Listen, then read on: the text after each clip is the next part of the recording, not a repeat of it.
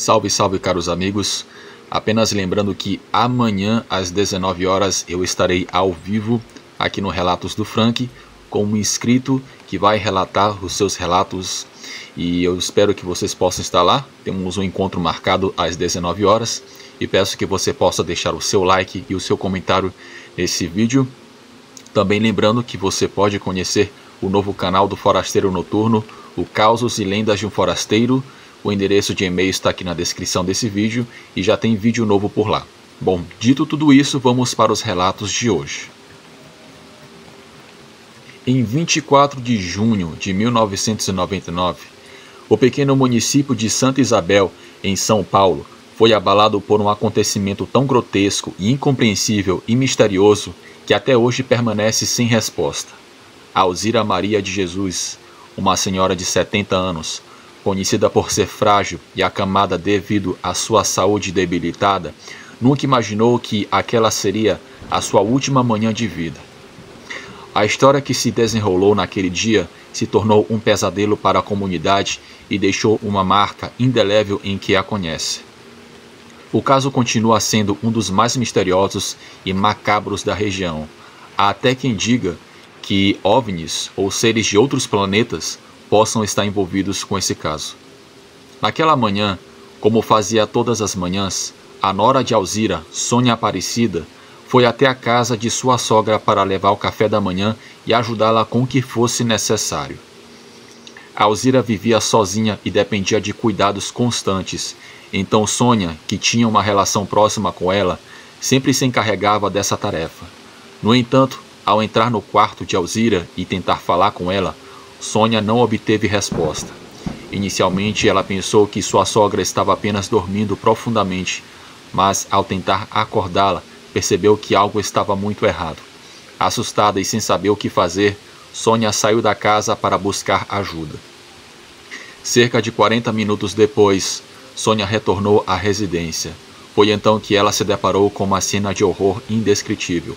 Alzira já estava sem vida, mas o que realmente chocou Sônia foi a forma como a vítima havia sido encontrada.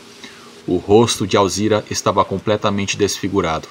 A carne havia sido removida com uma precisão tão grotesca e detalhada que parecia impossível ser obra de mãos humanas. Não havia sinais de luta, nenhum vestígio de sangue nas roupas de Alzira, ou seu colchão ou travesseiro. A mulher parecia ter sido assassinada enquanto estava deitada, sem a menor chance de defesa. A perícia que foi realizada logo após o crime revelou que Alzira já estava morta quando seu rosto foi removido. A morte ocorreu entre as 2 e 4 horas da manhã, mas a violência contra o corpo foi consumada mais tarde, com um nível de crueldade e precisão que deixou os investigadores sem respostas. A pergunta que ninguém conseguia entender era: por que alguém faria isso com uma mulher idosa e indefesa?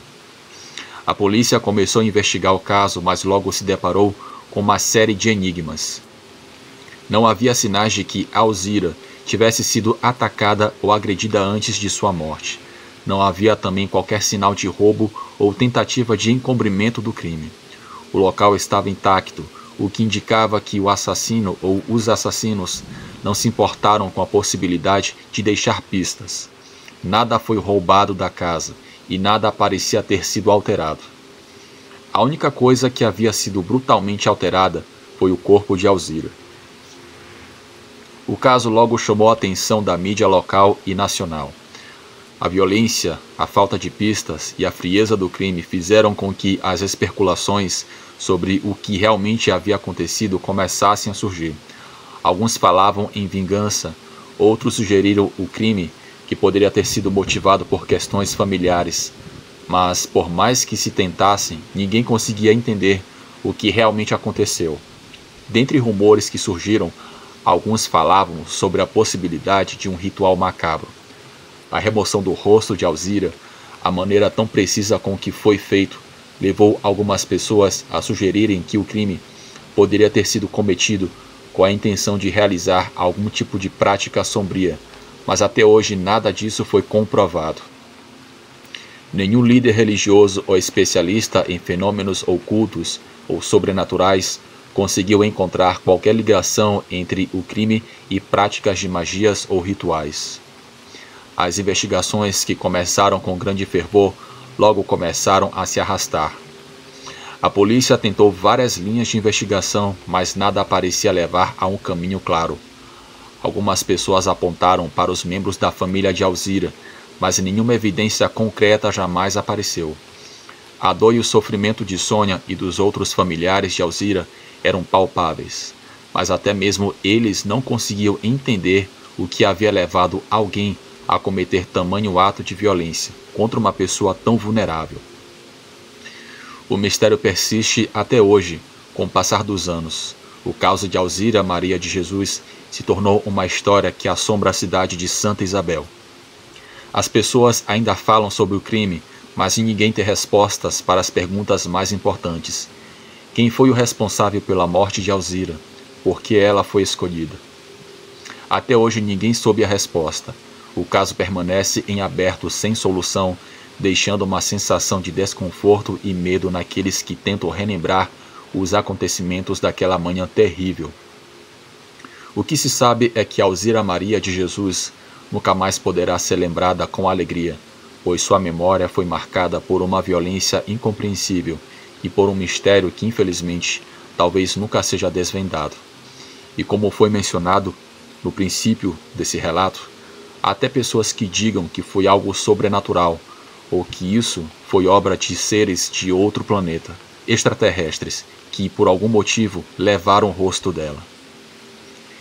O crime permanece mais de 2 décadas depois como uma ferida aberta na cidade, lembrando a todos que mesmo nas comunidades mais tranquilas, o mal pode surgir de formas inexplicáveis e deixar cicatrizes que jamais se curam. Existem fotos na internet, mas eu não pude colocar nesse vídeo para não ser censurado. Mas eu recomendo que você tenha a descrição, pois as imagens podem ser fortes para pessoas que são sensíveis. Boa noite.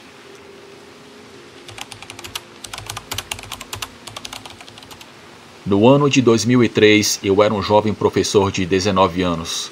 Morava na cidade dos Vales, em São Luís Potosí, sendo o irmão mais velho de uma família com 6 filhos e vindo de origens humildes, com poucos recursos econômicos. Meu amor pela educação e meu desejo de superar as adversidades me levaram a continuar os estudos, apesar das dificuldades. Eu era um jovem apaixonado pelo ensino e estava determinado a conseguir uma bolsa de estudos.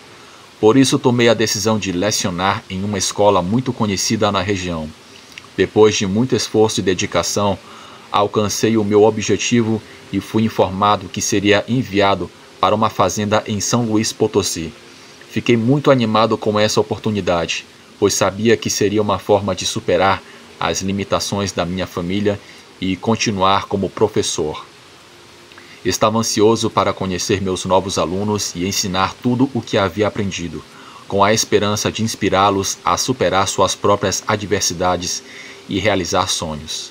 Porém, eu mal imaginava que eu iria passar por uma experiência sobrenatural terrível. Comecei a minha jornada com entusiasmo até a cidade de San Nicolás Tolentino. De lá, seguiria até uma comunidade, El Pinal, localizada a cerca de meia hora de distância por uma trilha íngreme coberta de folhas secas. O cenário era esplêndido, cercado por árvores enormes e pinheiros. Parecia muito agradável, apesar do cansaço, e gostei muito da caminhada. Finalmente eu cheguei ao meu destino, a uma comunidade. Era pequena. E a escola, uma casa de madeira com telhado de zinco. Em frente a ela havia uma pequena igreja paroquial que presumi ser o ponto de encontro dos moradores das comunidades vizinhas. As pessoas que viviam nos ranchos eram simples e humildes e me receberam de braços abertos. Ofereceram-me comida, tortas, feijão e eu gostei muito, especialmente depois da longa caminhada. Uma das mulheres sugeriu que eu poderia passar a noite na escola, o que não me pareceu uma má ideia. Ela explicou que havia um pequeno quarto disponível para mim e que era costume as professoras ficarem com as famílias da região, enquanto os professores costumavam se alojar na própria escola. Por ser uma comunidade remota, não foi surpresa saber que o local não tinha eletricidade. No entanto, para um jovem como eu, que estava apenas começando na educação, isso representava um desafio a mais. Depois de chegar, conheci o lugar onde passaria as noites. Sem recursos, me resignei a dormir no chão, com apenas um colchonete e alguns cobertores emprestados, apesar da escassez. Recusei-me a ceder à adversidade. Com o passar dos dias, uma família que morava em uma fazenda próxima se ofereceu para me emprestar um colchão. Fiquei muito grato por esse gesto e apreciei sinceramente a ajuda. A aparente tranquilidade do vilarejo era quase palpável. Os moradores das fazendas próximas pareciam tímidos e um tanto desconfiados no início. Pareciam ser pessoas supersticiosas que ainda acreditavam em histórias sobrenaturais. Eu não fiquei surpreso, pois isso era comum em lugares remotos. Falavam de animais selvagens que habitavam a área e de outros perigos que nunca especificavam claramente, mas sempre insinuavam em tons misteriosos. No entanto, os dias passaram sem incidentes e consegui fazer amizade com algumas famílias. Eles já me conheciam e conquistei a confiança deles, especialmente da família de Dona Amália. Eles moravam em uma fazenda perto da escola. A família era composta pelos pais, 2 meninos, uma menina de 12 anos e a avó materna. Sempre me convidavam para compartilhar as suas refeições. Certa tarde, as crianças se aproximaram de mim, implorando para que eu dormisse com elas na noite, pois a avó havia sofrido um derrame e precisou ser levada a São Luís Potosí para atendimento médico. Sem hesitar, aceitei o convite. Achei que faria bem dormir em companhia e que as crianças se sentiriam seguras comigo por perto. Naquela noite, à luz de velas e após o jantar, o silêncio reinava na casa. Apenas os sons noturnos do campo podiam ser ouvidos. As crianças se deitaram em uma esteira e eu me acomodei ao lado delas em uma cama. No meio da noite, um barulho estrondoso sacudiu o telhado de zinco e nos acordou de uma vez. Era como se alguém ou algo estivesse empurrando o telhado com força. O som era aterrorizante e se repetia várias vezes, cada vez mais alto. O teto rangia e parecia prestes a desabar. Na escuridão, Carmen, a irmã mais velha das crianças, não parecia assustada. Ainda surpreso com a reação calma da jovem, eu fui para fora temendo o que poderia encontrar. Quando olhei para o telhado, eu pude ver uma figura estranha se movendo como se fosse uma coruja enorme. Era difícil vê-la claramente no escuro, mas seu tamanho era impressionante. Carmen, que também viu o que eu vi, apontou para a figura e disse com uma voz preocupada: "Olhe para ela. Ali está, a bruxa." Tentei acender a minha lanterna, mas a luz não alcançou a criatura. Só consegui vê-la desaparecer na escuridão. Naquele momento percebi que algo estranho estava acontecendo. Voltamos para dentro e eu disse às crianças que talvez fosse apenas uma galinha no telhado, mas seus semblantes assustados me diziam que elas não acreditaram em mim. Apenas Carmen, apesar da pouca idade, parecia mais acostumada com esses eventos incomuns. Prometi a elas que ficaria acordado a noite toda para protegê-las. Enquanto dormiam, eu fiquei atento a qualquer barulho ou movimento suspeito. No entanto, a noite passou sem mais perturbações. Na manhã seguinte eu conversei com Carmen sobre o que vimos. Fiquei surpreso ao ouvir seu relato sobre criaturas estranhas que habitavam a região. Ela me contou sobre bruxas que se transformavam em animais para assustar os moradores à noite. Apesar de achar as histórias inacreditáveis, não pude deixar de sentir um certo medo. Ao me despedir deles, assegurei que poderiam contar comigo em caso de perigo, embora em minha mente eu começasse a me perguntar se aquelas lendas eram reais. A noite seguinte foi ainda mais inquietante. Eu dormia profundamente quando fui despertado por um barulho suspeito. A princípio pensei que fosse o vento ou algum animal rondando, mas notei que eram passos. Galhos estavam se quebrando sob o peso de alguma coisa. Eu me levantei preocupado. Se fosse um animal, que perigo representava e se entrasse? Peguei a minha lanterna para investigar. Removi a trava da porta de madeira e, ao iluminar um ponto mais distante, vi a silhueta de uma menina, uma garotinha. Era muito estranho. Decidi me aproximar, caminhei em direção a ela com a lanterna na mão, tomado por uma mistura de curiosidade e medo. A luz da lanterna destacava a figura em meio à escuridão. Eu me aproximei achando que poderia ser Carmen. Chamei seu nome várias vezes, mas sem resposta.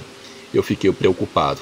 Quando apontei a lanterna para seus pés, eu pude vê-los claramente, mas ao subir para o seu rosto, a lanterna foi se apagando repentinamente.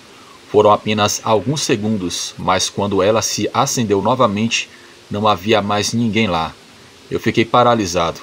Uma sensação de incerteza se apoderou de mim. Olhei ao redor, mas não vi e nem ouvi nada. Uma onda de medo gelou meu corpo. Percebi que talvez fosse melhor voltar. A sensação de estar sendo observado e o medo do desconhecido fizeram meu coração disparar. Refiz meus passos, tremendo de medo. Uma garota sozinha na madrugada? Isso não fazia sentido. Ninguém no vilarejo deixava seus filhos saírem à noite. Aquilo me perturbou profundamente. Voltei para dentro da escola tentando não pensar mais no incidente, que começava a criar cenas terríveis em minha mente. Eu já não tinha tanta certeza que deveria continuar naquele lugar. Sentia que algo sinistro estava acontecendo e não sabia o que era. Com esses pensamentos, não sei em que momento adormeci. Na manhã seguinte, durante o intervalo, lutei contra o sono e a fadiga, consequências da noite mal dormida. Sentei-me em um banco, fechei os olhos e cedi ao desejo de cochilar. Mas a sensação de estar sendo observado me fez abrir os olhos. Foi então que o vi, um corvo preto, empoleirado, em uma das janelas da sala de aula. Ele me observava com olhos escuros e curiosos. Seu olhar parecia humano, e isso me fez ficar inquieto. Eu quis assustá-lo, peguei um livro e joguei com força. O animal gritou com um som rouco e estrondoso e se agitou pela sala. Parou brevemente na mesma janela e eu pude vê-lo observando, com aqueles olhos quase que humanos. Eu peguei outro livro e joguei novamente. O corvo voou e pousou em uma árvore no pátio. Foi então que eu ouvi uma risada estranha, sarcástica, vindo da árvore.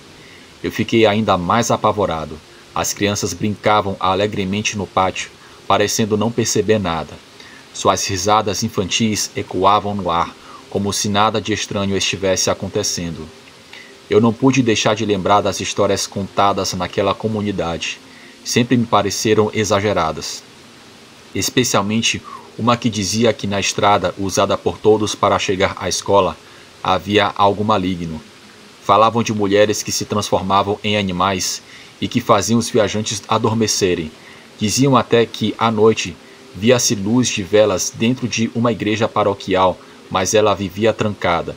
Outros diziam que um animal semelhante a um cachorro com corpo humano rondava a região. Durante o caminho de volta, recordei a história de um professor que havia trabalhado naquela mesma história. Contavam que ele ficou estranho depois de algumas semanas. Diziam que caminhava sozinho à noite e murmurava coisas sem sentido. Ele acabou indo embora sem avisar a ninguém. Quando os moradores foram procurá-lo, encontraram a escola abandonada, a porta estava aberta, os livros espalhados pelo chão e marcas de garras riscavam as paredes de madeira. A lousa estava cheia de rabiscos indecifráveis, como se ele tivesse tentado escrever algo que não conseguia explicar. Essas lembranças me assombraram durante o resto do dia. Eu tentava manter a mente ocupada com o trabalho, mas a presença daquele corvo e a aparição da menina me perturbavam. Era como se uma sombra tivesse se instalado ali, me observando o tempo todo.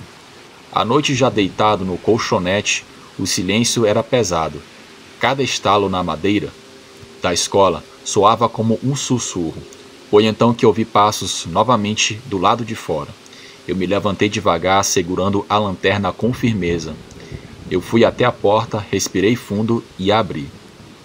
Do lado de fora não havia ninguém além da escuridão. O vento frio soprava pelas árvores, e os galhos se moviam com braços finos, tentando tocar o céu. Eu dei um passo para fora e apontei a lanterna ao redor.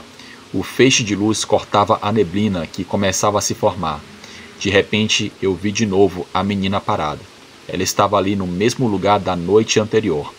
Seus pés descalços, o vestido branco, o cabelo cobrindo o rosto, senti um arrepio subir pela espinha. Dessa vez eu não me aproximei, apenas a observei. Ela também não se moveu. Ficamos assim por alguns segundos até que, sem aviso, a luz da lanterna apagou novamente.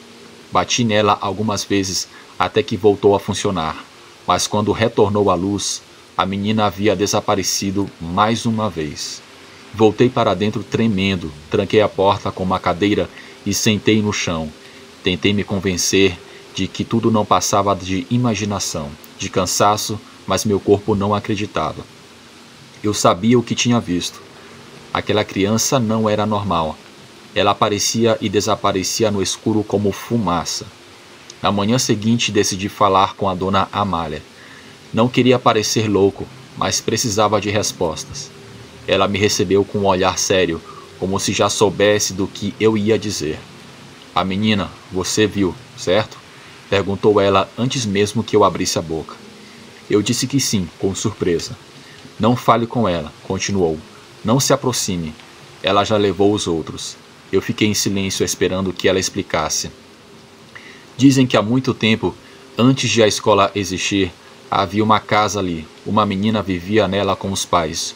Um dia ela desapareceu na floresta. Procuraram por dias, mas nunca encontraram o corpo. Desde então, ela aparece para alguns, sempre do mesmo jeito, calada, descalça, com o vestido branco. Quem a segue nunca mais volta. Eu engoli a seco. Era difícil acreditar, mas ao mesmo tempo, não era mais possível duvidar. Eu tinha visto 2 vezes. Dona Amália fez o sinal da cruz e me entregou um pequeno amuleto de madeira. Leve isso com você, vai te proteger. Eu agradeci e guardei o objeto no bolso da camisa. Depois daquele dia, comecei a dar aula com o amuleto sempre no peito. E nunca mais dormi sozinho na escola. Passei a alternar as noites entre as casas das famílias que me acolhiam. Contei parte da história para algumas delas e percebi que não era o único que tinha visto coisas estranhas por ali. Na última semana do meu contrato, antes de voltar à cidade, resolvi caminhar sozinho até a antiga igreja. Queria ver por mim mesmo se as histórias eram verdadeiras. Esperei até a noite e fui até lá com a minha lanterna e o amuleto no pescoço.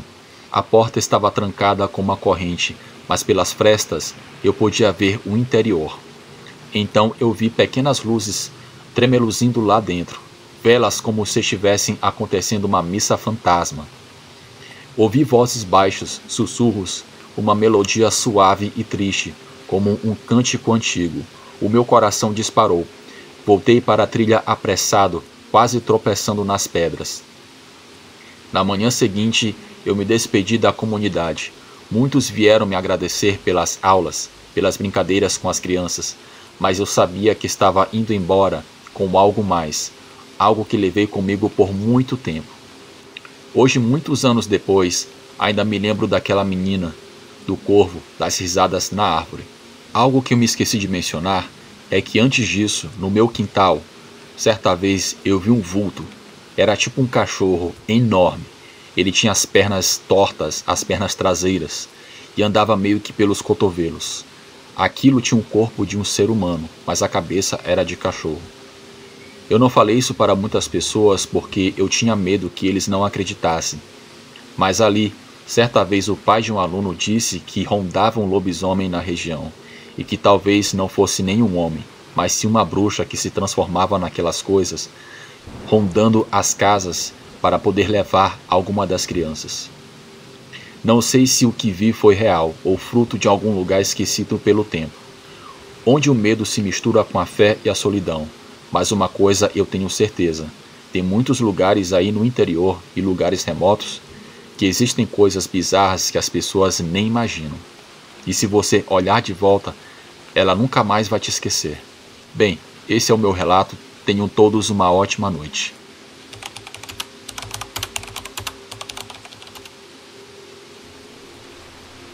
Olá a todos. Vou me identificar nesse relato como Márcio, e por questão de segurança, não posso dizer a cidade onde eu moro, e ao decorrer desse relato vocês entenderão o porquê disso.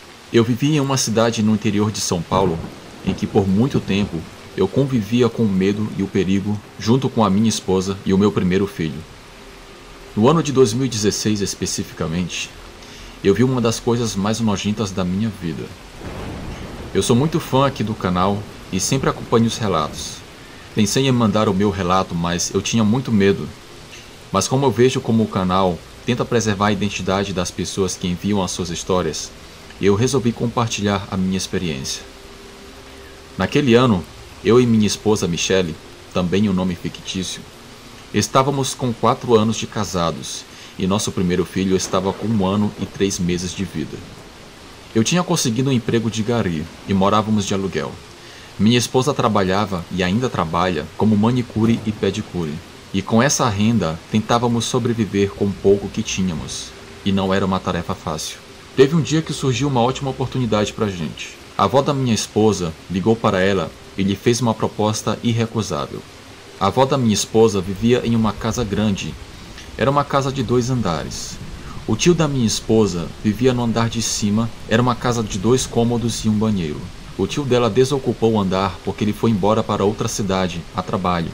Logo, a casa ficou vazia, e a avó da Michele nos ofereceu a casa para vivermos o tempo que quisermos ali. Foi uma proposta irrecusável. Não iríamos mais pagar aluguel, só iríamos dividir as contas de luz e água com a avó da minha esposa. Além do mais, o aluguel que nós estávamos pagando era um preço absurdo, e iria sobrar um pouco de dinheiro para comprarmos algumas coisas que queríamos, mas nunca podíamos comprar por estarmos sempre no vermelho. Na mesma semana, nos mudamos para a nova casa, que o tio dela morava. A avó da Michele também nos ajudou com algumas coisas que ela podia nos oferecer naquele momento. Porém, eu nem imaginava que a nossa vida iria ser um inferno a partir daquele momento em diante. E eu iria ter uma experiência fora do comum. Enfim, tudo estava indo às mil maravilhas na primeira semana.